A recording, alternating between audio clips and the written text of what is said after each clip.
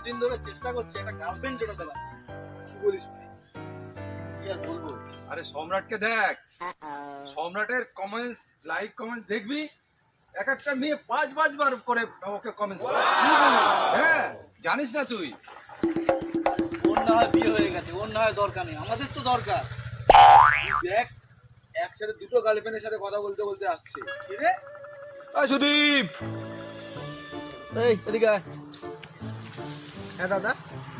দেখেছিস দুটো গার্লফ্রেন্ডের সাথে একসাথে কথা বলছিল? দিয়ে ভাই, তুই দুটো গার্লফ্রেন্ডের সাথে একসাথে কথা বলছিস? না দাদা, দুটো গার্লফ্রেন্ড নয়, আমার একটাই গার্লফ্রেন্ড।